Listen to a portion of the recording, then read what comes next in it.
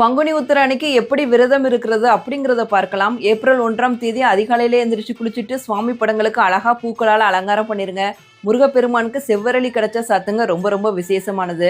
நைவேத்தியமா பால், பழம், பாயாசம், பஞ்சாமிர்தம், தினைமாவு இதில் எது உங்களுக்கு கிடைக்குதோ அதை நைவேத்தியமாக படைச்சிட்டு விளக்கேற்றி வைத்துட்டு உங்களுக்கு தெரிஞ்ச கந்த சஷ்டி கவசம், கந்தகுரு கவசம், திருப்புகழ், வேல்மாறல், கந்தர் அனுபூதின்னு உங்களுக்கு என்ன தெரியுமோ அதை பாராயணம் பண்ணுங்க.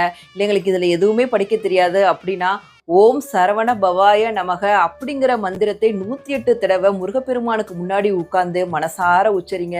உச்சரிச்சுட்டு நீங்கள் எதற்காக விரதம் இருக்கீங்க அப்படிங்கிறத முருகப்பெருமான் கிட்ட வேண்டிட்டு உங்களோட விரதத்தை அதுலேருந்து அப்படியே ஸ்டார்ட் பண்ணுங்க. பகல் ஃபுல்லாக எதுவுமே சாப்பிடக்கூடாது. தண்ணீர் கட்டாயம் குடிங்க, அது ரொம்ப ரொம்ப முக்கியமானது. இல்லை எங்களால் சாப்பிடாம இருக்க முடியலை அப்படிங்கிறவங்க எளிமையான பால் பழம் சாப்பிட்டுக்குங்க. பக்கத்தில் இருக்க முருகப்பெருமான் கோவிலுக்கு போங்க. அன்னைக்கு சில கோவில்களில் திருக்கல்யாணம்லாம் நடக்கும், முடிஞ்சால் அதையும் போய் தரிசனம் பண்ணுங்க. மாலை 6 மணிக்கு முருகப்பெருமானுக்கு விளக்கேற்றி வைத்துட்டு